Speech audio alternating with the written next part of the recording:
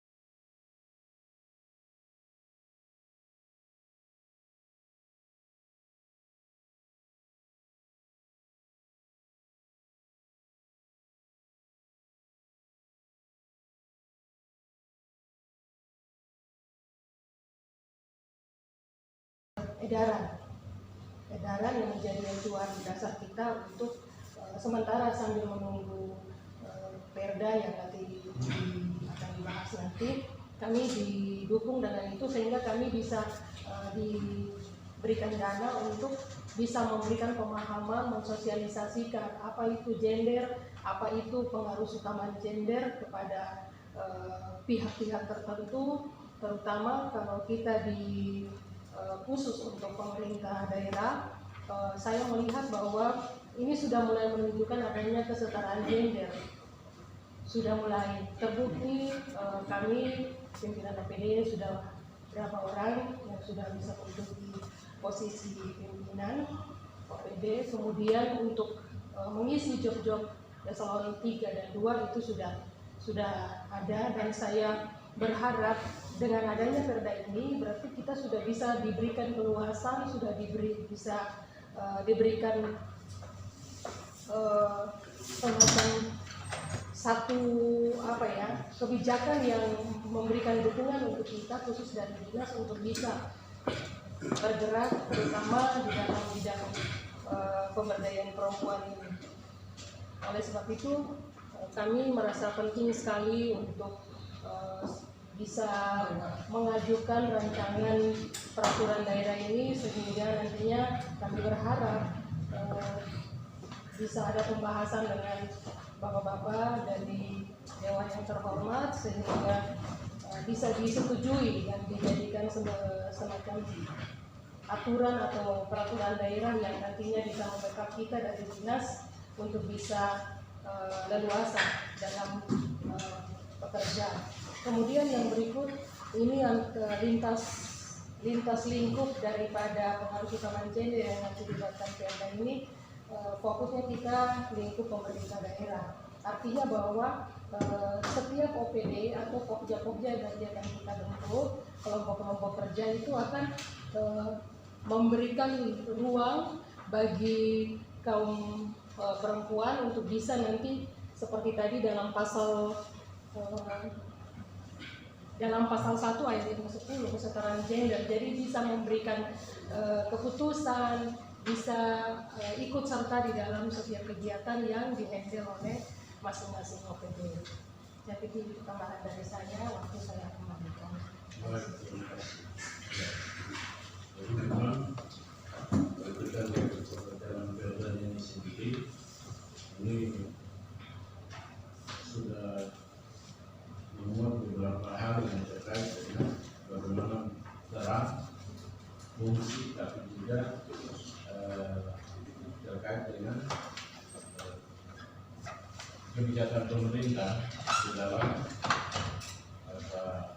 pelaksanaan ini menempuh pengaruh utama gender. Jadi kalau kita lihat pasal hanya pasal 2 itu pasal 2, 3, kemudian nanti di bab 4 itu yang wewenang pemerintah daerah. Nah, kalau hukum ini sudah ditetapkan dalam bentuk perda, maka akan ada lagi peraturan bupati dan sebagai keseluruhan pelaksanaan secara teknis katanya jadi ada kebijakan yang nanti dikeluarkan, dan itu mungkin saja bisa jadi katakanlah diinstruksikan ke semua SKPD untuk memperhatikan teman-teman. Jadi tidak semua kepala OPD atau kepala bidang itu didominasi oleh kaum pria saja, tetapi lebih kepala bidang sebelumnya perempuan, kepala bidang didominasi. Sehingga ada seimbang. Itu yang mungkin dimaksudkan supaya ada kesetaraan gender. Nah, tetapi kesetaraan gender secara khusus bagi kita di kabupaten ini akan dilakukan, ya tentunya akan mengacu pada kondisi daerah kebutuhan dan tersedianya sumber daya manusia di kabupaten. Mungkin seperti itu. Silakan mungkin nanti dari teman-teman ada hal-hal yang perlu ditambahkan, mau disampaikan sebagai masukan, saran usul, silakan. Nanti kita ikuti diskusi ini, perkembangan diskusinya seperti apa. Baik, silakan. Mungkin dari Pak Ketua, Pak Ketua sendiri, dari anggota mungkin ada, silakan. Baik, ini pimpinan. Terima kasih. Selamat siang semua. Yang saya hormati pimpinan dan anggota PPK, saya hormati Ketua Umum dan Ketua Hukum dan Kadis Sosial dan BKKBN. Menurut saya pengaruh utamaan gender ini kemungkinan sama dengan stratifikasi sosial antara perempuan dengan laki-laki. Di saat sekarang ini kan sudah 50%. Dulu kan stratifikasi kita 70, 80, 20. Wewenang laki-laki 80, wewenang perempuan 20. Tapi sekarang sudah masuk ke bahasa pengaruh utamaan gender ini. Kalau menurut saya, berdasarkan buku ini saya sudah bacakan, saya sudah dalami, memang pertanyaan bagi Ibu, apakah memang ini kegiatan-kegiatan ini selama ini sudah dilaksanakan atau belum, dan punya dasar yang dari Kementerian Sosial tentunya Bu ya, Pemberdayaan perempuan. pemberdayaan perempuan. Nah, sudah sejauh mana pelaksanaan pengarusutamaan gender ini selama Ibu Kepala Dinas? Mohon dijelaskan. Terima kasih. Baik, terima kasih. Kegiatan pengarusutamaan gender ini sudah kami programkan sebelum adanya merger Dinas Sosial dengan Pemberdayaan Perempuan dan KB. Kami Dinas Pemberdayaan Perempuan secara khusus sudah melakukan kegiatan-kegiatan penyegaran kepada masyarakat, tetapi juga sebelumnya itu kami membentuk Pokja. Di mana dinas-dinas terkait yang ada keterlibatan langsung dengan kami Dinas Pemberdayaan Perempuan, itulah yang kami undang untuk hadir. Kami datangkan instruktur narasumber dari provinsi, dari Dinas Pemberdayaan Provinsi, dengan harapan untuk membekali. Tim ini terbentuk dulu Pokja. Sesudah itu kita berharap dengan adanya Pokja ini kita semakin kuat untuk nanti bisa membackup kegiatan-kegiatan yang berkaitan dengan pengarusutamaan gender. Jadi dari 2015 waktu saya mutasi ke pemberdayaan perempuan itu sudah kegiatan gender, kegiatan PUJ ini sudah kami laksanakan sampai berbasis dengan penyusunan anggaran berbasis gender. Itu dikandung maksud bahwa setiap penganggaran di OPD terkait itu di mana pengambilan kebijakan itu pasti ada di pimpinan, tapi untuk musyawarah dan memberikan pendapat dan saran masalah kegiatan-kegiatan yang dilaksanakan oleh dinas itu paling tidak ada suara dari kaum perempuan, sehingga kita berharap dengan pemahaman kegiatan yang kita lakukan itu bisa memberikan pemahaman, gambaran bahwa peran laki-laki dan perempuan itu sama.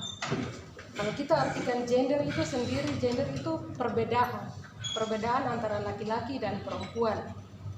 Tetapi pengarusutamaan gender itu berbicara bahwa mau menyamakan pemahaman, persepsi perempuan dan laki-laki itu sama di dalam mengambil keputusan, kebijakan, dilibatkan. Jadi tadi kalau Bapak katakan 50-50, saya justru lebih setuju. Artinya perempuan 50, laki-laki 50. Tapi seiring dengan perkembangan yang sekarang ini, kita tidak bisa pungkiri bahwa sudah mencapai puncak. Artinya bukan puncak ya, sudah mencapai bahwa pemahaman terutama kita punya pimpinan daerah bahwa pengarusutamaan gender ini sudah bisa ditingkatkan. Sudah sampai ke tingkat kecamatan. Iya, hari ini kami ada kegiatan pengarusutamaan gender dalam menghadapi masa COVID. Kami laksanakan di RRI, itu kami libatkan kelurahan-kelurahan.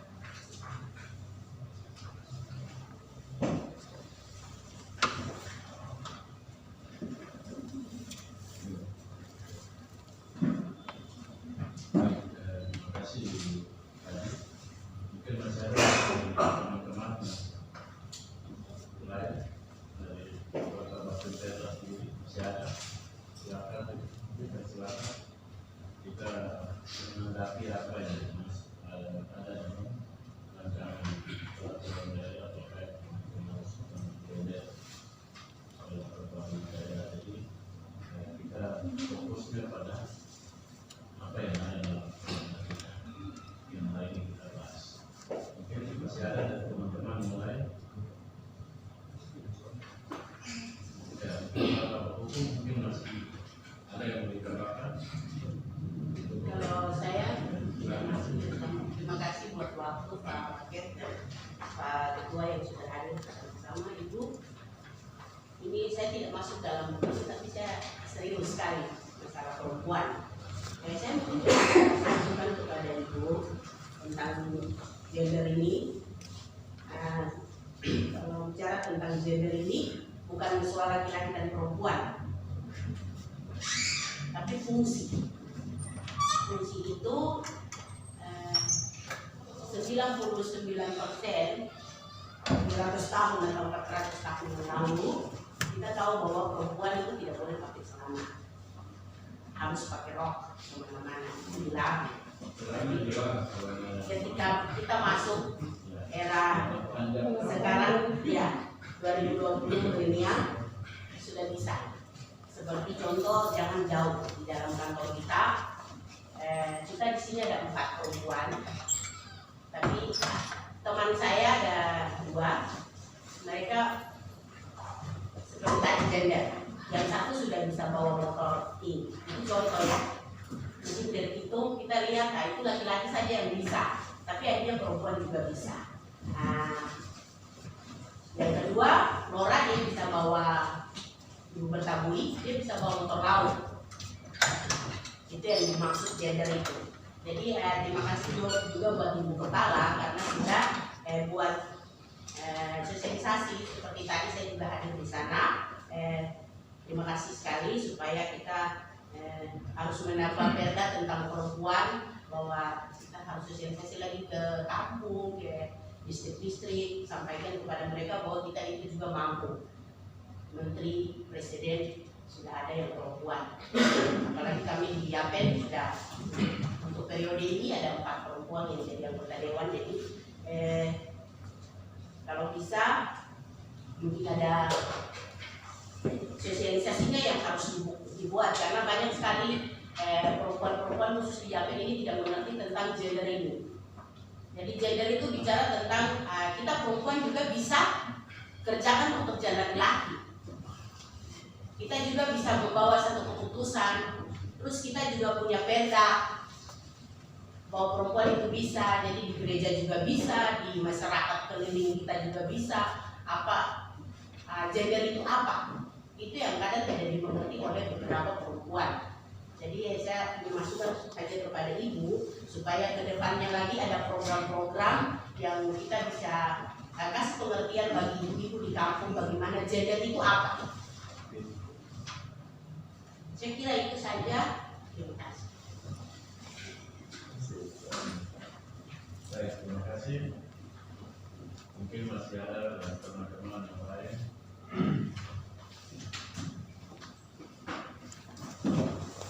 Ada yang mau disampaikan, silakan. Pak Ketua.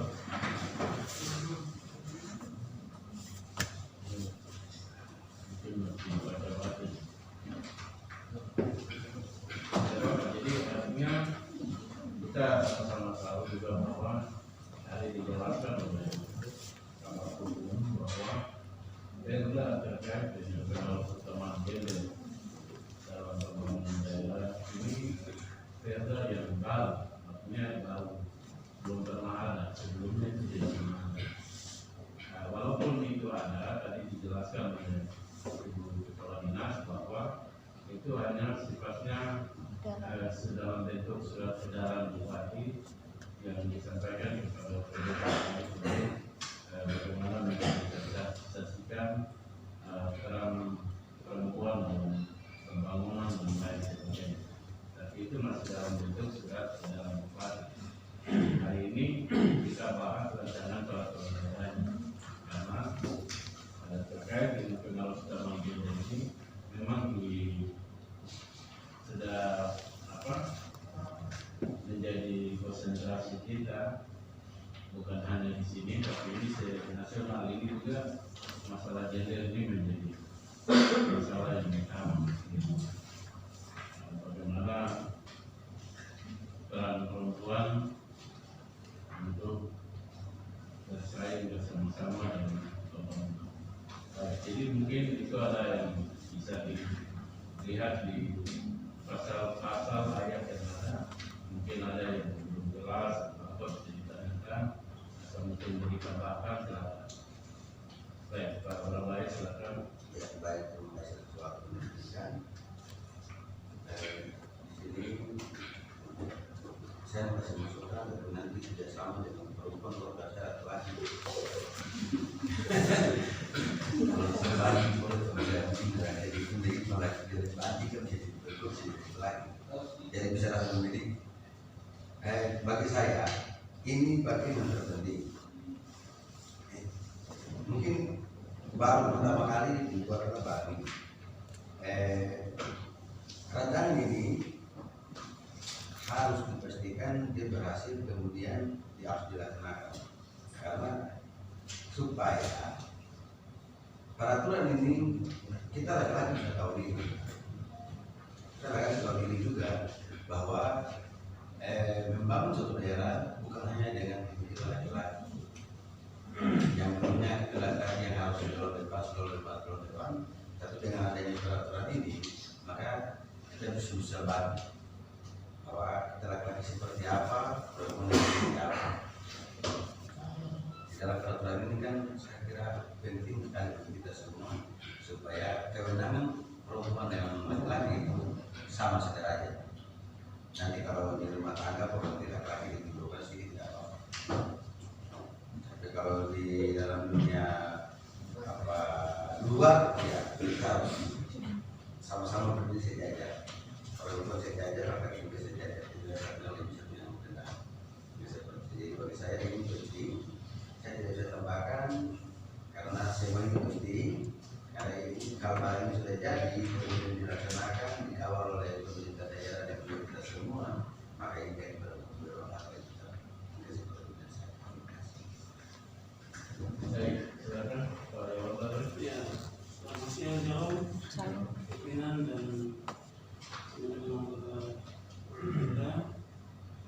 Sebenarnya kita harus mengapresiasi kepada Ibu Ketua dulu, karena dari surat edaran Bupati tahun 2015 sampai 2020 baru ada rancangan perda untuk kesadaran gender. Jadi pengaruh utama bukan kesadaran tapi pengaruh utama gender.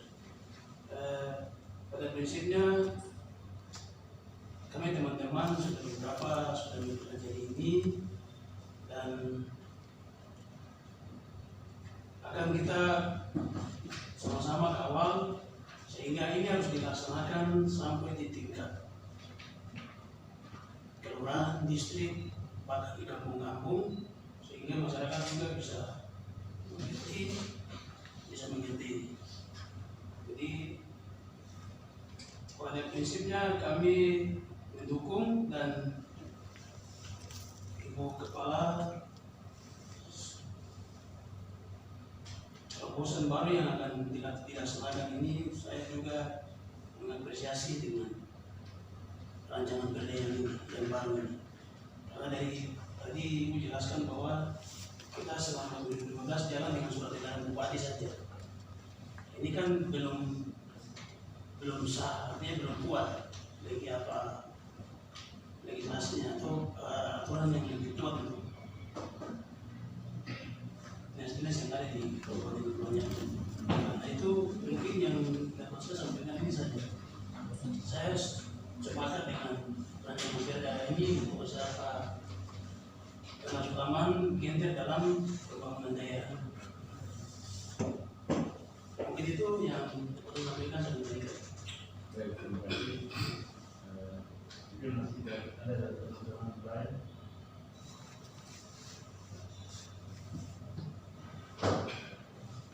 Ya, saya mungkin sedikit saja. Bab 8 pasal 10 semua yang dalam responsif gender dan pembiayaan. Intinya bahwa begitu kita tetapkan bab perda ini jadi perda, konsekuensinya adalah diikuti dengan pembiayaan. Karena apapun yang kita bicarakan kalau tidak pembiayaan, pembiayaan ini di sini anggaran pendapatan belanja daerah, tentunya yang penting.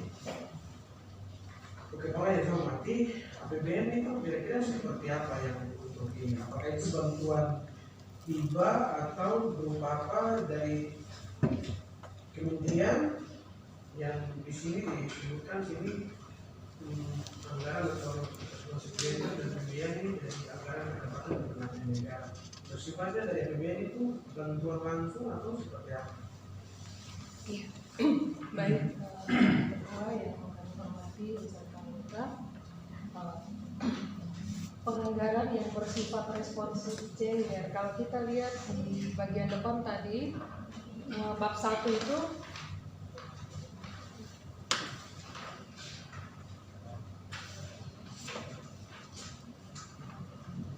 ya, bab 1 pasal 1 ayat yang ke-15 ayat 14, anggaran responsif gender yang selanjutnya disingkat ARG adalah pendanaan untuk penggunaan atau pemanfaatan anggaran yang berasal dari berbagai sumber pendanaan untuk mencapai kesejahteraan dan keadilan gender. Ya, terkait dengan bantuan dari APBN untuk pengaruh utama gender, sebenarnya selama ini belum ada. Oleh sebab itu 2 bulan yang lalu kami dikonfirmasi dari Kementerian PPA di Jakarta bahwa ketika adanya produk daerah, ketika adanya perda tentang pengaruh utama gender, maka dengan sendirinya sudah bisa didorong dengan alokasi dana DAK. Sehingga kami merasa penting sekali bahwa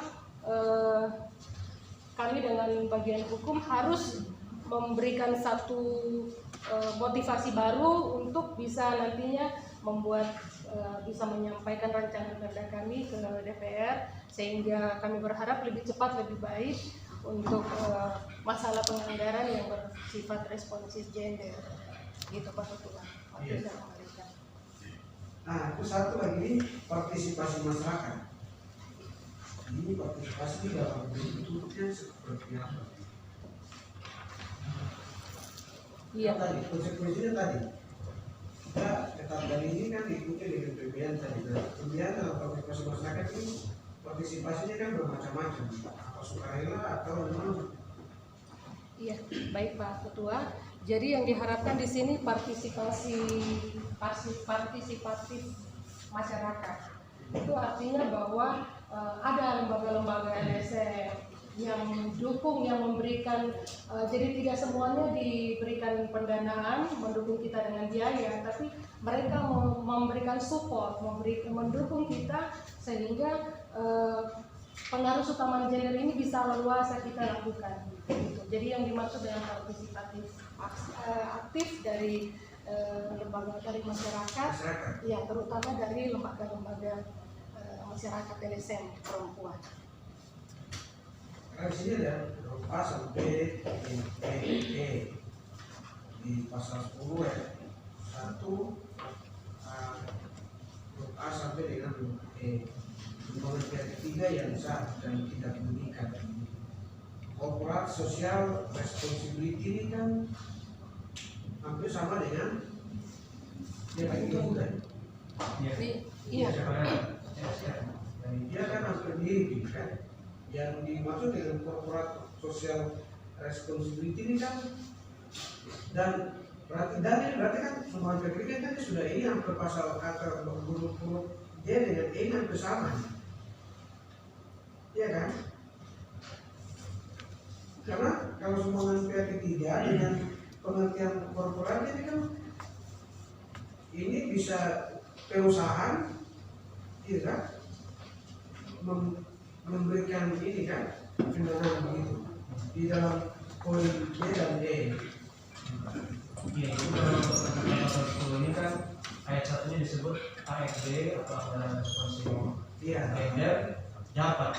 Artinya dapat itu bisa atau tidak bisa atau tidak, wajib atau tidak. Ini boleh dapatkah, tidak juga tidak masalah. Dari 5 sumber ini. Nah, terkait dengan huruf D dan E, CSR ini dia dasarnya di undang-undang tentang perseroan terbatas bahwa suatu perusahaan itu dia harus mengalokasikan sekian persen dari anggarannya untuk berkontribusi kepada daerah. Sedangkan kalau sumbangan pihak ketiga dia lebih pada di luar PT atau di luar perseroan terbatas yang ada.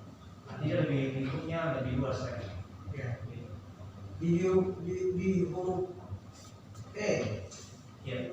Itu ruang lingkupnya lebih luas lagi. Iya. Tidak hanya sebatas PT, kita tidak mengikat. Iya. Karena di ayat 2 kan dibilang bahwa ayat C ini sebagaimana dilakukan pada ayat 1 dituangkan dalam dokumen anggaran daerah dan dokumen anggaran lainnya. Iya. Artinya bahwa dia dalam bentuk apa tetap dia harus dimasukkan dalam dokumen anggaran. Iya. Jadi prosedurnya tetap seperti di Permendagri 13, masuk ke daerah dulu, baru daerah memberikan ini ke instansi teknis untuk dianggarkan dalam bentuk DPA. Karena di pasal 11 sudah bicara sini pembiayaan. Pembiayaan dianggarkan pada pemerintah daerah atau unit kerja yang melaksanakan itu sendiri kan. Ya tentunya kembali ke dinas sosial, pemberdayaan perempuan dan KB. Sedangkan di ayat 2 bilang PD yang membidangi urusan pengelolaan keuangan daerah mengkoordinasikan anggaran itu kepada pemerintah daerah dan unit kerja. Saya pikir bapak-bapak yang lain semua bawah ini sudah itu baku dengan apa pasal per bab. Cuma tadi yang itu saja karena ya tadi kita konsekuensinya begitu kita tetapkan pembiayaan tadi. Suka tidak suka daerah harus siapkan anggaran untuk pembiayaan. Tapi di pasal berikut semua ini kan nanti harus di breakdown dengan peraturan bupati kan? Iya.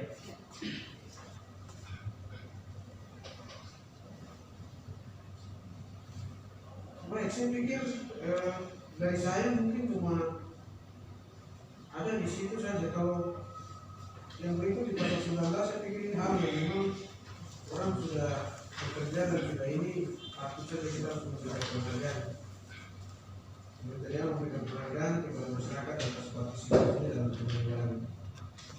Artinya bahwa ini berarti masyarakat yang ikut berpartisipasi ini yang diberi penghargaan oleh pemerintah daerah ini kan.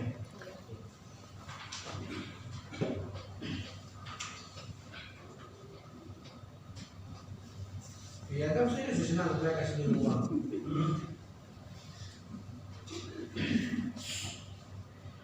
Saya pikir yang lain sudah tidak terlalu karena pasal ini sudah. Ini kajian akademiknya oleh di mana nih bagaimana nih? Naskah akademis oleh oke. Kita gunakan kita punya skill kan itu daripada kita harus kita sesuatu di luar nanti uang ke mereka lah tapi enggak begitu Untuk ini tuh kalau sudah terakreditasi Sudah. terakreditasi. Ya saya pikir sudah cukup baik ya. Pada prinsipnya mungkin kalau kajian akademis sudah dilihat oleh bagian hukum sudah bagus. mungkin ini pimpinan menyangkut kajian akademis mungkin bisa disampaikan kepada kita juga agar kita juga bisa membaca kajiannya. Jadi jangan sampai karena ini sudah ditetapkan tetapi kami sendiri pun belum membaca kajian akademisnya.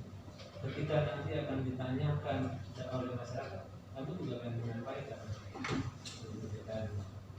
Mungkin itu saja. Terima kasih. Ini berarti bahwa ada beberapa lembaga yang harus melaksanakan ini kan? utamanya perangkat daerah. Iya. Karena baca sini kan PJ di sini. Pemerintah daerah. Iya, pemerintah daerah. Kalau pemerintah daerah ini berarti bukan hanya dinas sosial, pemberdayaan perempuan saja, tapi ada beberapa lembaga terkait yang harus. Kan setelah saya bilang dari kemarin dan dari ini lagi bahwa berarti harus ada keterpaduan antara lembaga ini, organisasi ini supaya setiap kali kan setiap tahun harus ada rapat koordinasi. Baik, izin mungkin Bapak Pak Ketua, mungkin saya sudah menyampaikan lebih dulu bahwa sebelum kami mengajukan rancangan Perda ini, kami sudah lebih dahulu membentuk Pokja. Dan Pokja inilah yang membackup kita sampai menuju kepada pengkajian akademisi, kemudian kita juga dorong sampai ke hukum Dan ini sudah kita melewati sistem-sistem yang ada, sehingga kita berharap pada kesempatan hari ini kita begitu selesai membahas, kami dengan kerendahan hati kami mohon untuk bisa nantinya didorong untuk menjadi satu perda yang dapat memberikan kekuatan bagi kami, terutama lingkup PD kami untuk bisa leluasa dalam bekerja. Baik, saya pikir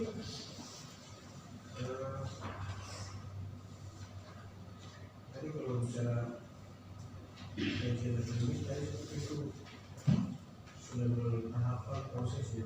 Ini nanti teknisnya saya tinggal banyak kasih teman-teman, tapi pada prinsipnya bahwa di siswa yang kita mengukur ya, untuk daerah, mekanisme sistematika dan prosedur dalam penyusunan perda untuk ditetapkan di perda sudah sesuai dengan perundang-undang umum. Kajian hukumnya kalau sudah ini saya pikir perempuan kalau sama dengan laki-laki ya sudah, kita juga bisa pakai rok. Tapi laki-laki tidak bisa sama dengan perempuan. Ya, setuju.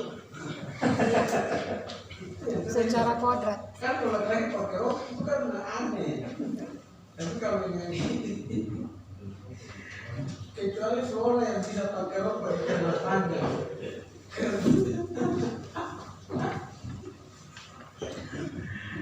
Saya pikir dari saya sudah cukup sekian.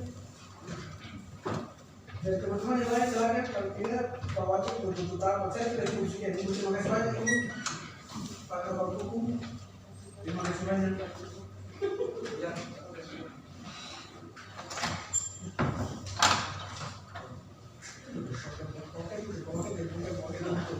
Tanya sekarang tinggal program. Masih mau lanjut atau mau tutup? Kalau mau lanjut saya bertanya, agak banyak sih sebenarnya. Tutup nanti. Nanti kalau saya bertanya berlanjut masalahnya. Oke, terima kasih Ketua Ketua Pemerintah dan anggota hukum dan kepala dinas kepala persidangan instansi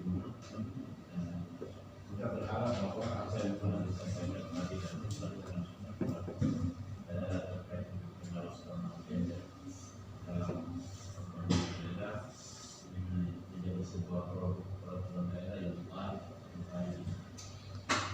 akan dilakukan pada dengan demikian kita berharap bahwa koordinasi kerjasama dari kerja terkait bersama dengan PPT untuk mengawal dan melaksanakan perda ini.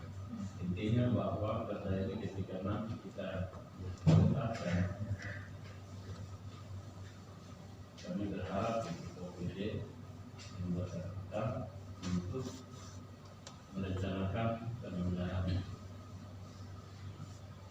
bersama-sama dengan pihak pemerintah daerah. Karena produk ini juga harus disosialisasikan, sehingga itulah yang mungkin akan menjadi catatan ke depan untuk kita melaksanakan ini dengan baik. Saya pikir itu, dan yang mudah-mudahan kita cepat di sebelum akhir tahun ini berakhir, mungkin peraturan daerah itu demikian itu yang bisa saya sampaikan. Dan sekali lagi saya pimpinan DPR dan anggota Badan Pertentuan Peraturan Daerah, kami mohon maaf apabila sepanjang pertemuan tadi sampai sekarang hal-hal yang kurang, mohon maaf. Kami menyampaikan apresiasi dan terima kasih sudah menjadi undangan kami untuk dapat membahas data ini. Dan demikian rapat ini saya akan tutup dan saya mohon kesediaan saudara Rizal Alumni